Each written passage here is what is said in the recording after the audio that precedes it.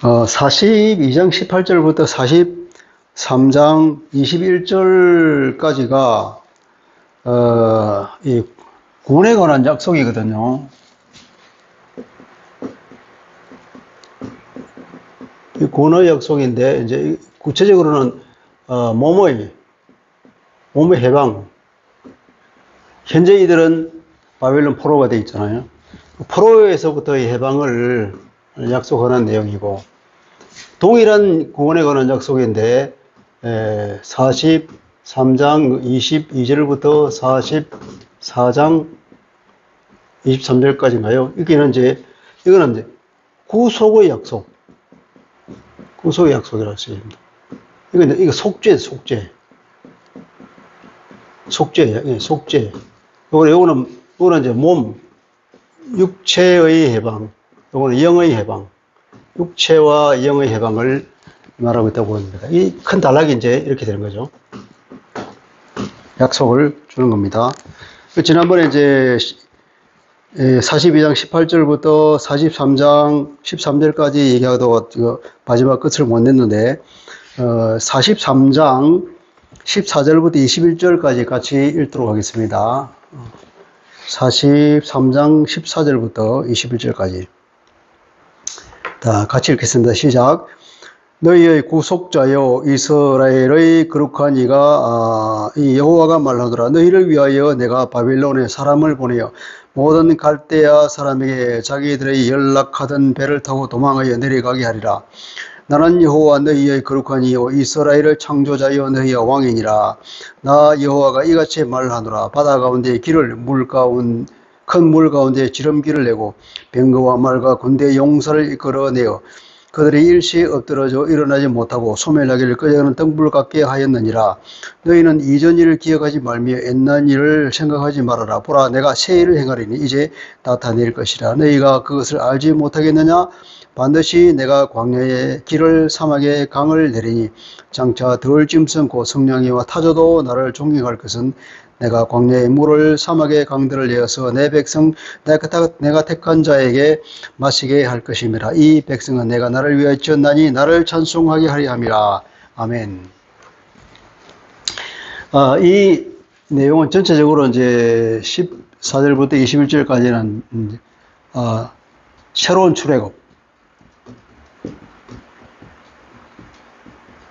출애굽을 하나님이 선언하고 있습니다. 이스라엘 사람들에게 출애굽이라고 하는 것은 엄청난 사건이고 하나님께서 이스라엘을 보호하여 주신 두고두고 하나님을 찬양할 일이고 두고두고 그것을 회상할 놀라운 일입니다. 하나님께서는 또 당신의 백성들에 대한 은혜를 얼마나 확실하게 창조적 권능으로 가지고 온 사람뿐 아니라 자연까지도 복종시키면서 하나님의 주권을 행사하셔서 그들을 보호해 준 사건이거든요. 그러니까 여기서 새로운 출애굽을 이루어 줄 거잖아요. 그들이 바벨론으로 보니 그전에는 이제 애굽의 노예였잖아요.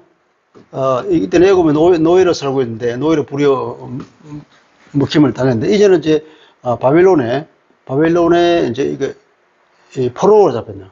포로는 마찬가지로 포로도 노예의 신분이죠. 그렇게 살고 있는데 이제 애굽에서 그들을 출애굽을 해주세요. 마찬가지로 바벨론에서는 이제 풀어주겠다는 거예요. 이게 새로운 출애굽, 옛날의 출애굽을 기억하느냐? 바벨론, 온 세계를 장악하고 있는 바벨론을 과연 이길 수 있을까? 우리 하나님이 바벨론이 졌는데, 바벨론이 마르두기에게 졌는데, 어떻게 바벨론에서 우리를 풀어줄 수 있겠느냐? 하나님께서 옛날을 봐라. 옛일을 그렇게 봐라. 이거 출애굽 알지? 그거 가능한 일이었어? 그러니까 그 출애굽을 하나님이 얘기하시면서, 옛일을 생각하면 앞으로 올 일도 이해할 수 있을 것이다. 하나님 그렇게 말씀하시는 거예요. 그래서 너희의 구속자는 이게 고엘이라고 하죠. 고엘. 이 고엘이라는 이제 히브리 말이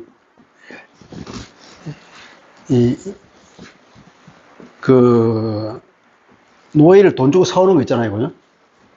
그죠? 속전을 지불하고 대가를 지불하고 어떤 거 다시 그러니까 대물림, 영어로 리디임 한다는 거죠. 다시 물려오는 것. 그러니까 노예로 팔렸던 것을 다시 돈 주고 데려오는 거예요. 이게 고일이 그들만이 쓰는 용어잖아요. 대무르기라면 대무르기를 해주는 사람을 고일이라고 하죠. 그러니까 너희의 구속자요 이스라엘의 거룩하신, 항상 이사야는 하나님을 표현할 때 하나님을 만나고 난 뒤에 이사야는 하나님을 지칭할 때는 이스라엘의 거룩하신 이라고 표현을 합니다. 너무 하나님의 거룩함을 보았기 때문에. 여호와가 말하노라 너희를 위하여 내가 바벨론에 사람을 보내요. 사람을 보내는데 원문에는 없지만 이제 끼고 나서 이야기시키는 거죠. 그러니까 내가 너희를 위하여 내가 바벨론에 파송하겠다. 누구를 파송하겠다는 얘기 안 해요. 그러니까 누구를 파송하겠어요? 하나님께서 이제 선언, 내가 바벨론에 파송하겠다. 바벨론에 파송할 사람은 이제 나중에 우리가 알죠, 그죠? 그 유명한 고레스 있죠, 고레스. 고레스를 얘기하는 거예요, 고레스. 고레스와 그 군대. 그 군대를 바벨론에 파송하여서 어떻게 바벨론을 무너뜨리고 새로운 나라를 이루게 하고 그 고레스로 하여금 너희들을 집으로 돌아가게 해주겠다는 그 얘기예요. 보내어서 모든 갈대아 사람에게 자기들이 연락하는 배를 타고 도망하게 하여 내려가게 하리라. 이게 뭐냐면 내려가게 했다. 이건 이제 예언적 완료형이거든요. 항상 하나님께서는 하나님께서 특별하게 어떤 결심을 한 것, 그죠? 그런 내용을, 하나님이 결심한 내용을 선포하는 건 이제 예언이 되겠죠, 그죠? 예언하면. 그런 예언은 하나님께서 어떻게 표시하냐면 완료형으로 표시해요, 완료형. 미래형, 미완료형으로 표시하는 것이 완료형을 내가 했다. 이렇게. 하나님께서는, 하나님의 결심한 것은 어떻게 하면, 이렇게 끝난 거죠. 구약에서는 그런 표현이 굉장히 많습니다. 그걸 적절하게 탈번역을 해 주셔야 되는데, 어떨 때는, 과거형을 표시하고, 어떨 때는 이게, 이 시제가 완료와 미완료를 막 헷갈리게 해가지고 안 좋은데, 이럴 경우에는 분명히 했다고 표시해야 되는 거예요. 너희의 구속자 이스라엘의 거룩하신 여호와인 내가, 이같이 말하노라. 내가 어떻게 말하냐면은, 너희를 위하여 내가 바벨론에 사람을 파송했다. 그게 하나고, 또 하나는 뭐냐면은, 파송했다. 두 번째는 그리하여 모든 갈대아 사람들이 도망해서 내려가게 했다. 이렇게 되는 거예요. 첫째는 뭐래? 사람을 파송했다. 두 번째로는, 첫째는 파송했다. 두 번째로는 내려가게 했다. 도망자. 파송해서 그 결국은 어떻게 고레스와 그 군대를 파송했더니 바벨론 모든 사람들이 도망쳐서 내려가게 된 거예요. 그렇게 하나님께서 했다는 거예요. 하나님께 하셨다. 모든 갈대아 사람들, 이 바벨론 사람을 지칭하는 게 갈대아 사람이죠. 사람들을 도망자로서 내려가게 했는데, 자기들의 연락하던 배를 타고 도망간다. 자기들의 연락하던 배를 타고. 여기서 이제 연락하던 하는 것은 이제, 이게 연애를 베푸고 절구하는 걸 연락이라고 그러잖아요. 근데 원문은 이제 외침. 배 안에서.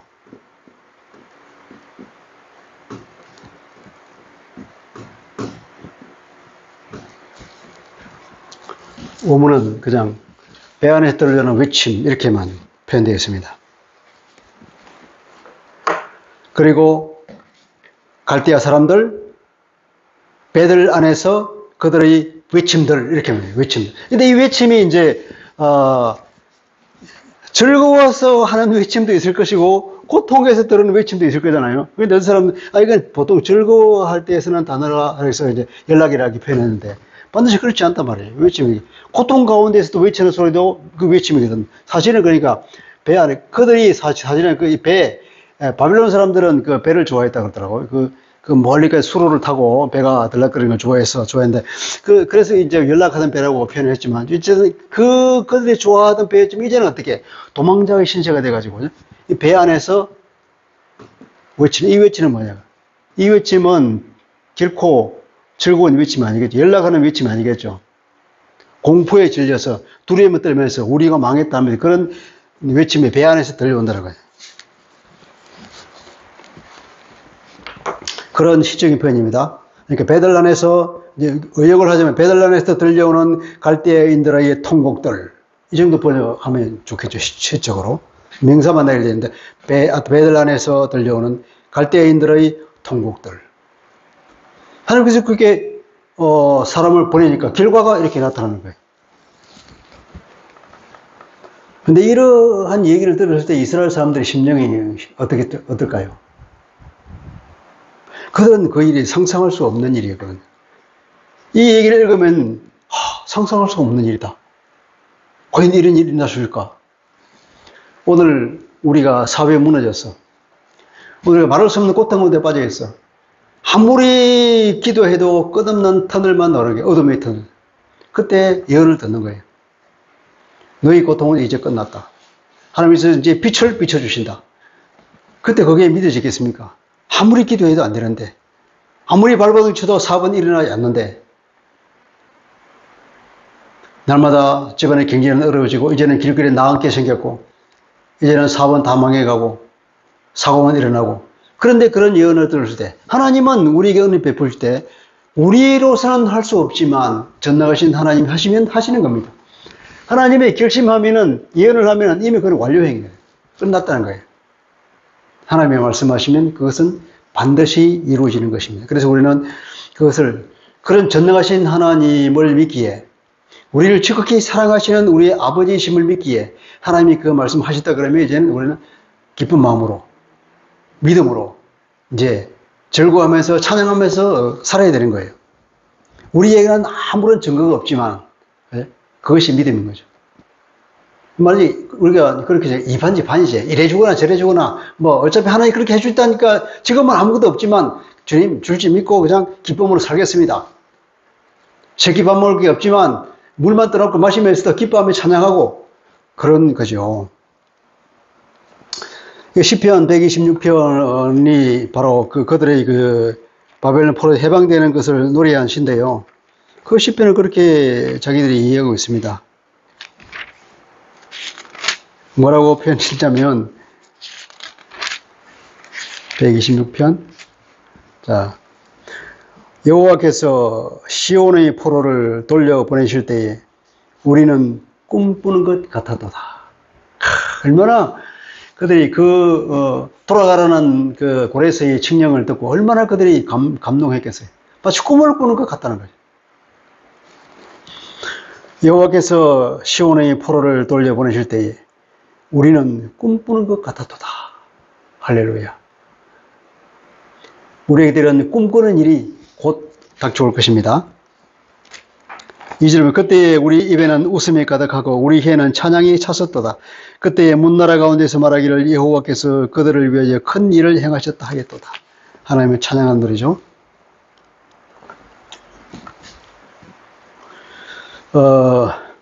다니엘서 5장에 보면은 나오죠. 벨사살 왕이 잔치를 베풀 때에, 그죠?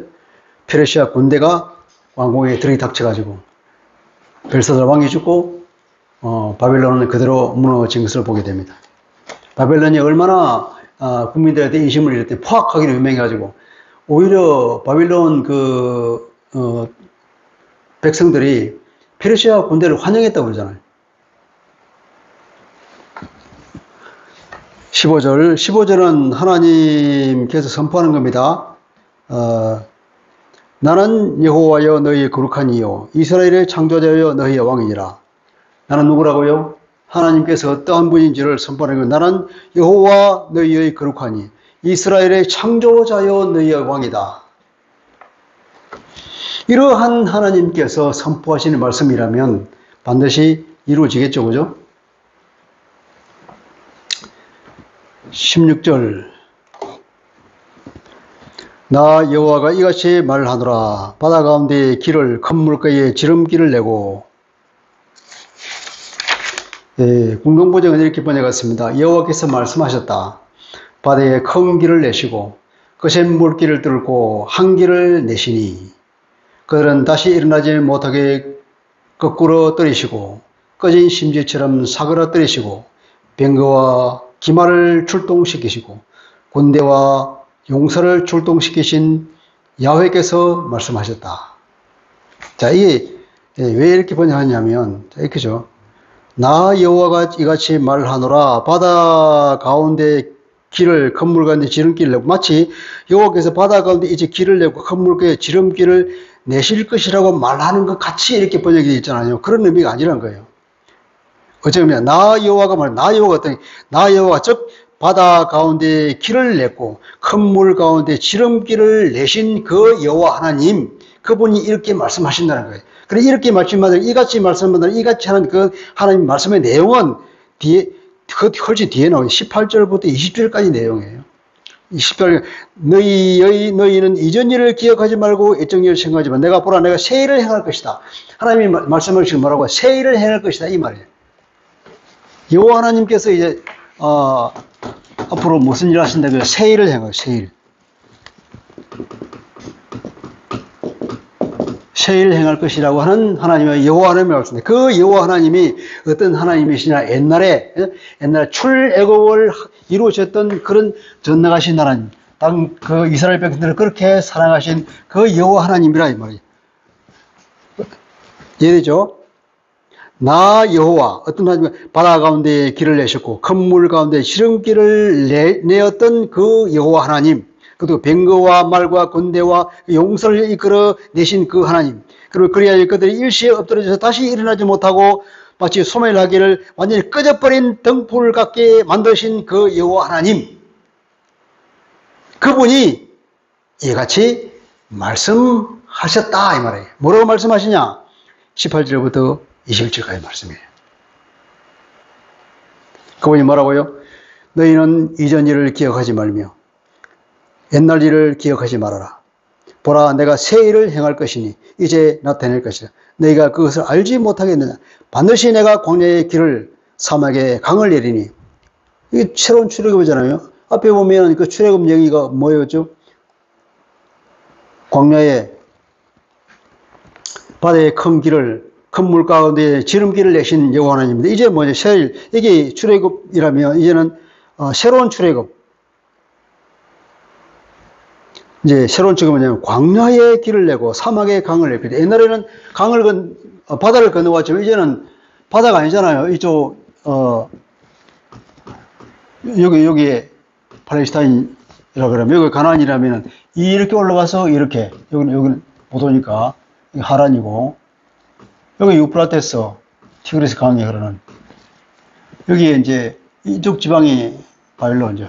이게 광야란 말이에요. 이 광야를 넘어오려 그러면 뭐 어떻게 돼? 바다가 아니잖아요.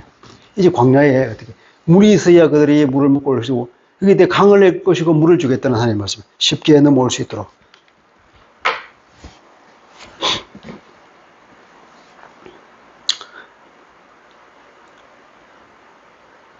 반드시 광야의 길을 사막의 강을 이르니 장차 덜 짐승 성령이와 타조도 나를 종행할 것은 내가 광야의 물을 사막의 강들을 내서 내 백성 내가 택한 자에게 마시게 할 것입니다. 내 백성 내가 택한 자. 이 백성은 내가 나를 위하여 지었나니 나를 찬송하게 하리 함이라. 이 백성은, 그러니까 하나님의 백성은 어떤 사람이라고요? 하나님이 당신을 위해서 창조하신, 모든 인간은 하나님이 창조하셨지만 하나님은 특별히 이 당신의 백성들을 개인적인 관계를 가지면서 특별히 사랑해 주셨다. 창조했다. 그리고 뭐냐면 나를 위해서 창조했는데 나를 찬송하게 하려니라. 하나님을 찬송하게. 하나님이 그들에게 너무나 큰 은혜를 주셔서 그들이 하나님만 생각하면 찬송이 저절로 입에서 나오게 만드는, 이 찬송이 나오면 인간이 하나님을 찬송하겠어요? 하나님께서 인간에게 너무 큰 은혜를 계속해서 쏟아부어 주니까 그들이 그냥 눈만 뜨면 하나님을 찬송할 수밖에 없는, 그렇게 하나님 이들을 찬송하게 하루입니다. 마치 보면 우리가 왜 창조된 인간은 하나님을 창조하기 위해서 창조된 인간입니다. 마치 인간이 뭐 하나님을 뭐 창조하는 기계처럼 그런 아무런 인권도 없이 창조된 사람을 오해한단 말이에요. 그런 의미가 아니에요. 하나님이 이 사람을 창조해서 어떻게 너무나 사랑해 주셔서 은혜에 은혜를 베푸셔가지고 그 인간들은 눈만 뜨면 하늘을 보고 찬송만 하게 하더라. 그러면 인간이 하나님을 찬송하는 목적으로 창조된 것이 아니라 하나님 은혜를 베풀기 위해서 창조했다고 보는 게 더 맞잖아요. 하나님 왜 인간을 그 은혜를 베풀려고. 하나님만 사랑이시라. 너무 하나님을 사랑하고 싶어서 그 사랑을 하고 싶은 대상을 창조하셨다니까요. 그래서 그 안에 너무 사랑하고 은혜를 계속 베풀어 주니까 어떻게 그 자녀들이 하나님을 찬양하는 거예요. 이게 사랑은 내리 사랑이잖아요. 내리 사랑을 뚫는 하나님의 찬양을 받는 거예요. 그렇게 사랑의 교제, 이것이요. 인간이 하나님을 찬양하기 위해서 그런 어떤 기쁨조가 되기 위해서 노예처럼 살기 위해서 창조된 것이 아니라 이런 관계란 말이죠. 이 얘기가 어디냐면 7절에 이렇게 나오면 43장 7절에 내 이름으로 불려지는 모든 자 곧 내가 내 영광을 위하여 창조한 자를 오게 하리라. 내가 그를 지었고 내가 그를 만들었느니라. 친히 하나님께서 창조하시다. 당신의 손으로 만드신 그분.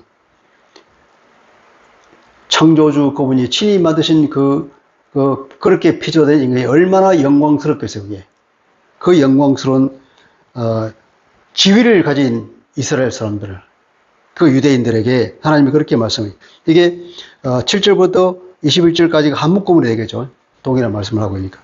이렇게 해서 이제, 이스라엘을 바벨론 포로로부터 구출해 주겠다는 하나님의 약속이 예언으로 떨어집니다. 그 다음에는 이제 어떤 내용이냐면,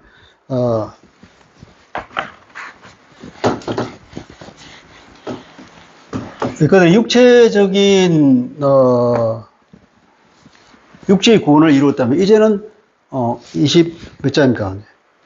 43장, 22절부터 이제 44장, 23절까지는 한데, 여기는 이제, 육체와 영혼이죠. 영의 구원. 영의 구원이 속죄가 됐죠. 죄사함이 없이는 영의 구원이 안 되니까죠. 이스라엘 사람들이 그렇게 죄를 짓고 하나님을 떠나고 하나님을 배신했지만, 그럼에도 불구하고 하나님께서 그들을 죄를 없애해 주겠다는 약속이 이제 나오는 거예요. 그러니까 앞에 것과 뒤에 것은 동일한, 이게 육체의 구원을 약속하신 것과 영의 구원을 약속한 이게 두 개는 이게 뭡니까? 이게 문맥 구조가 동일하게 되어 있는 거예요. 그들이 죄를 얘기하고, 완전히 하나님을 떠난 그래. 그럼에도 불구하고 하나님께 은혜를 구원을 베풀 것을 얘기하고, 이제 그들이 얼마나, 복된 삶을 살 것인가에 대한 말씀을 하는 것이 두 개가 동일한 구조로 되어 있는 거예요. 자, 보면은, 먼저 죄를 말하겠죠. 22절.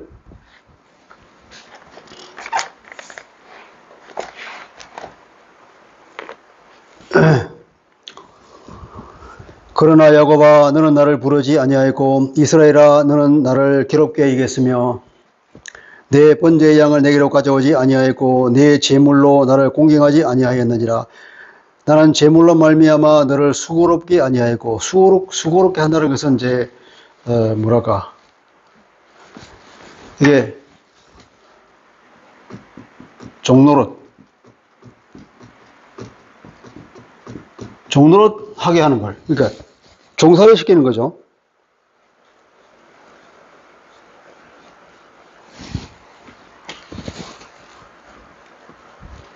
문자적인 의미가 그렇습니다. 유향으로 말미암아 너를 괴롭게 하지 아니하였거늘. 괴롭게 하는 것. 종노릇하게 만들고 괴롭히는 이 두 단어를 이제 하나님이 특별히 사용하십니다. 자, 야곱아 너는 나를 부르지 아니하였고 이스라엘아 너는 나를 괴롭게 여겼다. 괴롭게 여겼다는 건 뭐냐면 하나님에 대해 지긋지긋하게 생각하는 거예요. 하나님께 또 예배를 드려야 돼요. 또 제사를 드려야 돼요. 그 제사 참 지겹네. 괴로워 죽겠어. 제사하는 게 힘들어. 그런 내용을 내포하고 있는 거예요.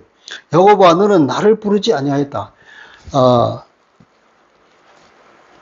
소선지서에 보면 호세아서라든지 이런 데 보면은 그들이 얼마나 제사를 많이 지냈어요. 특히 북이스라엘을 보면 끊임없이 제사를 지낸다고. 그런데 우리 여기도 보면은 이사야 1장에도 보면 1장 11절에 보면은 너희들이 드리는 제사에 내가 지겹다. 그런 얘기 하잖아요. 너희들의 제사는 내 마당만 밟을 뿐이다. 내 마음을 더 괴롭게 한다. 그렇게 얘기하잖아요. 그렇게 많이 제사를 지냈는데 이게 안 드렸다 그러니까 이상하잖아요. 너는 나를 부르지 아니하였고 너는 나를 괴롭게만 여겼다. 그러니까 그들이 하나님께 예배하는 것이 전혀 뭐라고요? 마음에 없는 예배만 제사를 지냈다. 마음에 없는 예배, 제사. 그러니까 이 제사 제도라는 거 이제 신약시대에 와서 우리가 예배가 되겠죠. 그죠? 왜 하나님의 제사지대에 제사를 지내라고 했을까요? 왜 제사를 지냈어요? 하나님께 율법을 줬어. 율법을 주면서 이렇게 살아라. 하나님의 백성다운 거룩한 삶을 살아라. 하나님이 창조하신 그 원래의 상태가 정이라고 그랬죠. 정결. 죄를 지어서 정결에서 떨어지면 이게 뭐예요? 부정이 되죠. 부정. 하나님은 거룩하잖아요. 거룩함. 거룩한 하나님께서 당신의 백성을 만나기 위해서 내려오면 이게 정결한 상태에서 만나야 하나님 거룩이 들어오고 교제가 이루어지는데 부정에 떨어지면 어떠냐? 하나님 거룩이 부정에 맞으면 죽는다 그래. 죽음. 그래서 하나님께서 그 왜 신의 산에서 하나님이 임재하실 때 모세에 들어 절대로 오지 말은 다 죽는다 그랬잖아요. 이 선을 넘지마. 다시 한번 내려가서 확인하라. 그렇게 말할 정도로 이 부정은 하나님께 갖고 올 수 없단 말이에요. 그래서 늘 이 정결을 얘기하는데 율법은 뭐냐면 이 정결한 삶을 살아라 이거야. 죄를 짓지 말고. 그런데 인간이 그렇게 죄로 됩니까? 항상 죄를 짓기 말아야잖아. 어쩔 수 없이 이 부정으로 떨어진 일이 있단 말이에요. 그러면 그것을 회복하는 방법이 뭐냐면 제사를 줬잖아요. 제사. 그러니까 죄를 다시 정결하게 하는 방법이 뭐냐면 다시금 이 죄를 회복하는 회복의 길이 이 제사이거든. 그러니까 제사는 짐승을 죽여. 짐승을 죽여서 피를 흘린다. 피 곧 죽음. 내가 죽어야 할 죽음을 이 짐승이 대신 죽고 그래서 그것을 불태워 올려서 하나님께 연기를 올려드리는 거예요. 상징적인 하나님께서 그때 여기신 하나님께서 그 제물을 먹겠어요? 그 연기를 마시겠어요? 그러니까 하나님께서는 이런 상징적인 행위를 그 사람들에 주어서 제사라고 하는 어떤 눈에 보이는 것을 사람들에게 주어서 사람들 하여금 이렇게 해서 하나님께 내 죄를 사해 주신 하나님의 은혜를 내가 받는구나 하는 것을 느끼고 깨닫도록 하기 위해서 그래서 다시는 죄를 안 짓도록 하기 위해서 그리고 다시 떨어졌을 때 다시 회복되는 길을 주신 것이니까 이게 은혜잖아요. 은혜. 떨어진 걸 부정에 떨어진 걸 다시금 정결하게 올려서 하나님께 교제를 할 수 있는 상태로 만들어주는 이 살아갈 길을 주신 것이 제사인데 그들은 이 의미를 깨닫지 못하고 이 제사가 형식만 나거든. 껍데기만. 또 제사 지어야 되네. 또 저 짐승 죽여야 되네. 그 죽이는 것이 얼마나 힘들어요, 그거에. 헌제자가 친히 그 양을 끌고 와서 칼로 가지고 그 목을 따서 죽여야 되는데, 그게 쉽냐고. 이게 예배들은 이것을 형식적으로 생각하는, 이 속에 포함되어 있는 하나님의 말하자면 이게 자유죠, 자유. 죄로부터의 자유를 주는, 그들에게 자유를 주기 위한 이게 길이 제사라고 하는데, 오히려 이 제사에 오히려 묶여버렸어. 이 제사의 종이 된 거야. 자유하라고 준 그 제사가 그들에게는 자기들로서는 묶이는 거지. 의무적으로 해야 되는 거지. 의무로 느껴진단 말이야. 의무. 그건 아니가 이게. 자유를 주게 하는 방법인데 그들의 의무로 느껴지고 형식이만 묶여 있어서 하나님이 주신 그 참 의미를 모르게 되어버려요. 그러니까 그들이 그런 식으로 제사를 지내니까 하나님께서 야곱아 너는 나를 부르지 아니하였다 이렇게 말하는 거예요. 이스라엘 너는 나를 괴롭게 여겼다. 또 제사 지내 지겨워 죽겠어요. 하나님 만나기 괴로워요. 이렇게 괴롭게만 여겼다는 거. 이건 신약 시대를 사는 우리에게도 동일하게 적용될 거예요. 하나님에 대한 예배가 그 의미를 깨닫지 못하고 형식에만 떨어진다 그러면 또 예배 드려야냐? 수예배 또 가야 되냐? 금요일 기도를 또 가야 돼? 일요일 오전에 예배 드리면 오후에도 또 예배 드린다 그러냐? 예배는 많이 들을수록 좋죠. 물론 그렇게 반드시 드려야 하는 건 아니지만 계속해서 한 주일을 예배를 이번 주에 또 예배 가야 되나? 놀러 가고 싶은데 그 예배의 진정한 의미를 안다면은 예배를 통해서 하나님을 만나는 것이고 거룩하신 하나님의 임재 가운데 들어가는 것이 얼마나 큰 영광이에요. 내가 그동안 알게 모르게 지었던 죄를 하나님 앞에 가서 내가 회개하는 기회를 간다고 하는 거 얼마나 내게 중요한 시간이에요. 하나님의 임재를 맛보고 하나님만을 기뻐하고 다시 내 영의 소생함을 얻고 힘을 얻고 따라서 육체도 힘을 얻게 되는 그런 예배. 하나님을 마음껏 찬양하면서 하나님의 다시금 교제를 나누는 그 시간. 그 의미를 제대로 알지 못한다 그러면 형식에 떨어지면 그게 묶인다는 거죠. 의무로 떨어지면 의무로 괴로워지는 거죠. 23년 내 번제의 양을 내게로 가져오지 아니하였고 내 제물로 나를 공경하지 아니하였느니라. 그러니까 그런 번제의 양을 내게로 안 가져왔다는 거예요. 그런 의미 없는 그런 마음에 없이 제물을 가져오는 것은 뭐냐면 가져오지 않은 것도 마찬가지예요. 내 제물로 나를 공경하지 아니했다. 공경하는 마음, 하나님을 경외하는 마음이 없이 하나님의 영광을 돌리지 않으면서 제사를 지낸다고 해서 아무런 의미가 없는 거죠. 나는 제물로 말미암아 너를 수고롭게 하지 아니했다. 이게 너를 종도로 하게 아니다.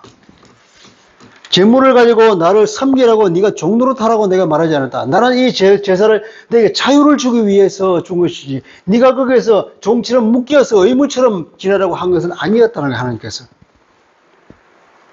요양으로 말미암아 너를 괴롭게 하지 아니하였다. 내가 나를 괴롭게 또 지그지게 되면 나는 너를 괴롭히려고 한 것이 아니었다. 하나님 말씀이.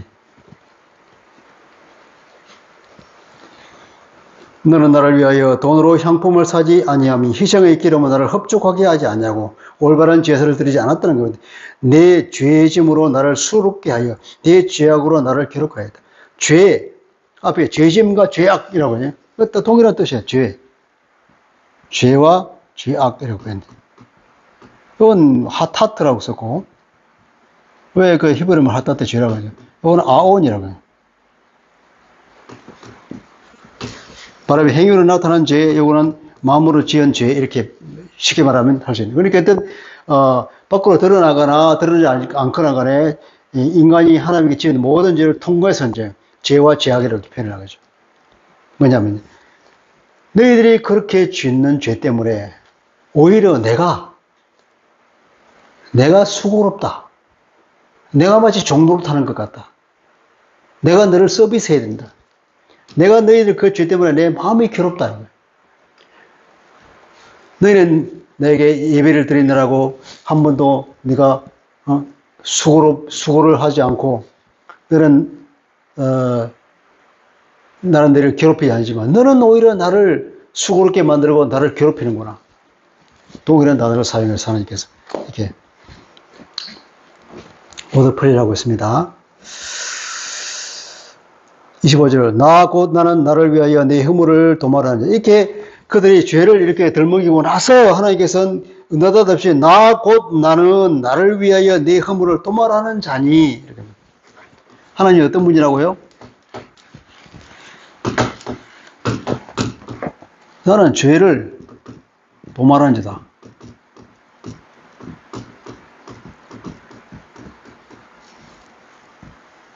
하나님은 사람을 벌하시는 하나님이 아니고 하나님과 죄를 없애주시는 분이라는 거예요.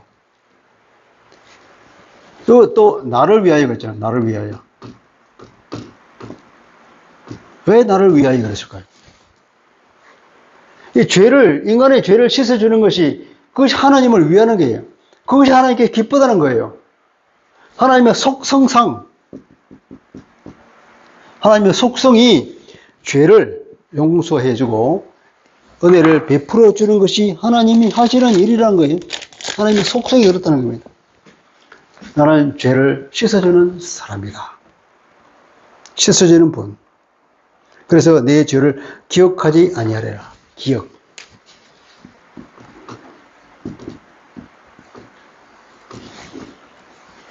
하나님 분명히 말씀하죠. 하나님이 어떤 분이라고요? 하나님은 당신의 백성의 죄를 씻어주는 분이에요. 그것이 하나님의 마음에 기쁜 거예요. 나를 위해서. 하나님 스스로를 위해서. 왜냐하면 그분은 속성이 사랑이기 때문에 죄를 씻어주는 것이 그분의 마음에 맞는 거예요. 그분의 마음에 기분이 좋아요. 죄를 안 씻어주면 그분의 마음이 아파요. 그러니까 그 죄를 씻어주고 어떻게 죄를 기억하지 아니하려면 우리에게 죄를 많이 해줬습니다. 예수 그리스도가 우리의 죄를 해소시켰어요. 하나님이 당신의 아들을 보내서 우리의 죄를 다 씻어주었습니다. 그리고는 어떻게? 우리가 예수 그리스도 안에서 하나님은 우리의 죄를 기억하지 아니하신다. 기억 안 한단 말이에요. 기억을. 사탄이 계속 우리한테 속삭여. 너 말이야 저런 죄를 지었잖아. 너 이런 죄도 지었잖아. 너 정말 무지무지한 죄를 지었지. 그래 감히 하나님이 나온다고? 네가 감히 하나님 아들이고 딸이라고? 넌 가망이 없어. 넌 저기 한강물에 빠져 죽어도 아무도 생각 안 할 그런 가치 없는 인간이야. 그렇게 막 사탄이 속삭인단 말이야. 아니야. 하나님께서 막 기억 안 하신다 그런데. 아무리 사탄이 하나님 가서 죄요 저런 죄고 저런 가서 하나님께서 모르는데? 하나님이 기억 안 하시는데 사탄이 죄 아무리 떠들어도 성공할까요? 성공 못해.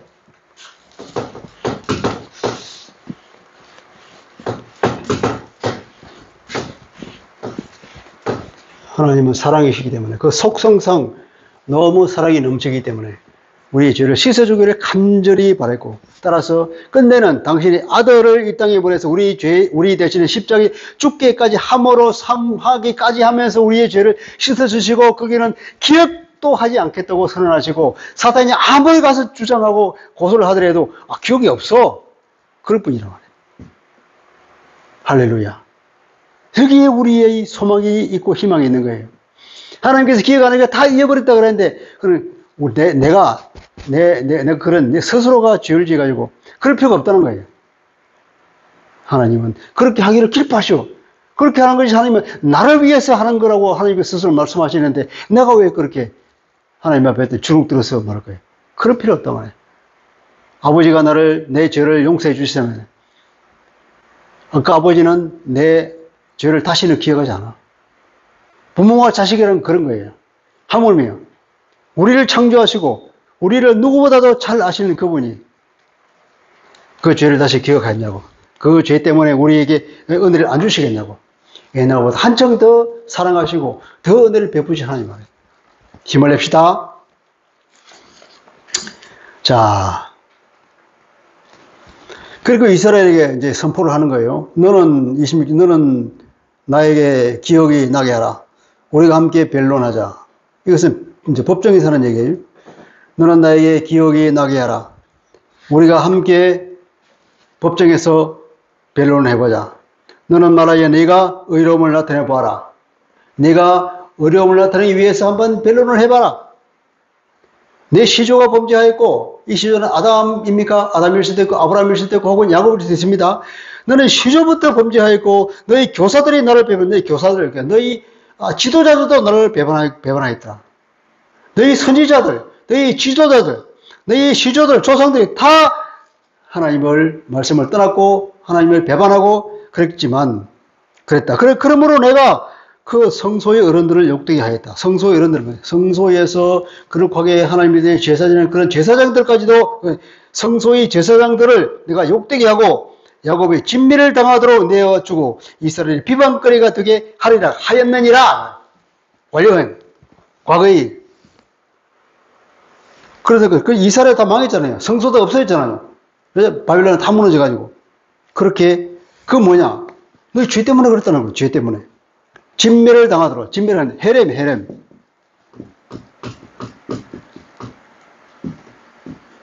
헤렘으로 내줬다는 헤렘으로. 헤렘이 뭐냐면 하나님께서 완전히 진멸해서 진멸을 통하여서 하나님께 이걸 드리는 거예요. 하나님께 드린다. 그들이 처음에 가나안에 들어가서 여리고를 점령한 하나님께서는 그 여리고 죄가 얼마나 많은지 그 여리고를 진멸함으로써 하나님께 드리는 일종의 제사처럼 이렇게 드리는 거예요. 그 죄악이 너무나 심할 때는 진멸을 완전히 없애버림으로써 이걸 하나님께 올려드립니다. 이렇게 그렇게 해야만이 여기가 전개된다고요. 그렇게 이스라엘 사람들이 가나안에 들어가서 가나안 사람들을 헤렘으로 하나님께 드렸던 그 사람들 오히려 그들이 하나님 앞에 헤렘으로 드려지는 상황이 왔네. 완전히 역전 아니에요.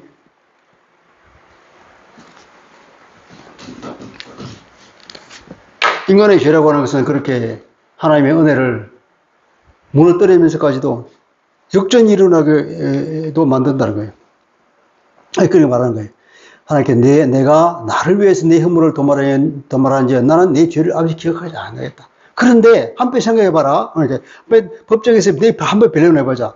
네가 도대체 어렵다는 걸 네가 증명할 수 있냐? 내게 변론으로 주장할 수 있느냐? 네 과거의 모든 증거들을 떼봐라. 네 시조부터 내봐라. 모든 교사들, 제사장들, 정치 지도자들 다 떼봐라. 다 그들 다 하는 나를 떠났지 않냐? 그리고 야곱이 전체적으로 다 헤렘으로 하나님께 바칠 정도가 되지 않느냐. 바빌론으로 다 포로로 끌려간 상황 말하는 거죠. 내가 그렇게 해버렸다. 그러면 그들이 하나님께서 은혜를 받을 만한 근거와 자격이 있습니까? 없습니까? 자격이 여기 0. 하나님 그걸 말씀하시는 거예요. 너희들이 자격이 있어서 내가 은혜를 베푸는 것이 아니다. 나는 사랑이기 때문에 너와 나는 부자지가 아니기 때문에 천륜이기 때문에 그것을 끊을 수가 없어서 결국에는 너를 다시 회복시켜 주겠다는 하나님의 말씀이에요. 그리고 너 죄는 기억조차 하지 않겠다고 하는 하나님의 은혜의 선포입니다. 이런 분이 누구라고요? 우리가 섬기는 성삼위 하나님입니다.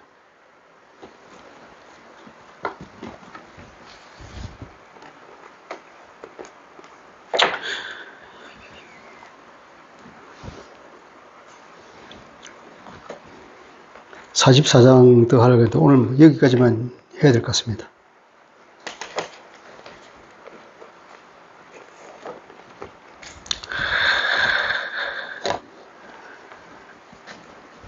로마서 5장 8절에 우리가 아직 죄인이었을 때에 우리를 위해서 십자가를 지신 것, 그것이 우리에 대한 하나님의 사랑을 확실히 증거하는 것이라고 말하고 있죠.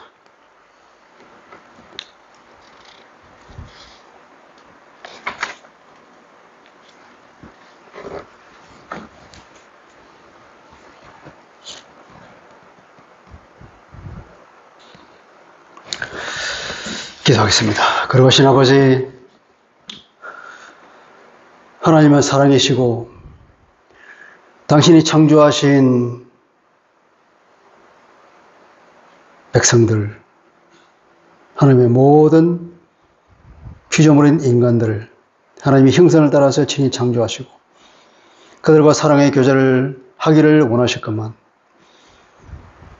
인간이 스스로 교만하여서 하나님을 배신하고 떠난 이 상태를 하나님 그러나 그것을 그대로 두실 수가 없어서 나를 위하여서 그들의 죄를 다 도말해주고 기억조차 하지 아니하시겠다고 선언하신 아버지, 그래야 끝내는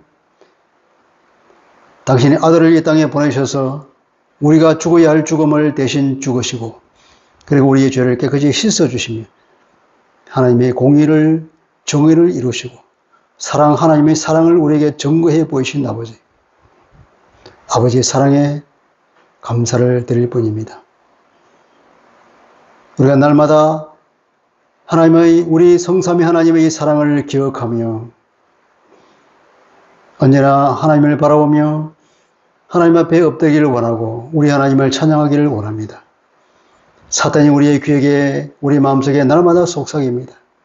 우리는 형편없는 죄인이고 너는 자격이 없는 존재라고 속삭이지만 그렇습니다. 아버지. 우리는 원래 아무런 자격이 없었습니다. 그럼에도 불구하고 하나님은 사랑이시고 우리를 지극히 사랑하시는 아버지가 창조주이기 때문에 우리를 다시 관계를 회복시키시고 다시 품에 품어주는 것을 압니다. 아버지, 그래서 우리가 감사하며, 그래서 우리가 하나님을 생각할 때마다 찬양하며 하나님께 경배하지 않을 수 없습니다. 날마다 우리의 심령 가운데 하나님의 경외하는 하나님을 찬양하고 싶은, 하나님께 예배드리고 싶은 심령이 우리 마음에 날마다 솟아나게 하여 주시옵소서. 우리 모든 일거수일투족을 통하여서, 우리 입술에 있는 모든 말을 통하여서 하나님의 영광 받아 주시옵소서. 감사하며 예수 그리스도의 이름으로 기도합니다. 아멘.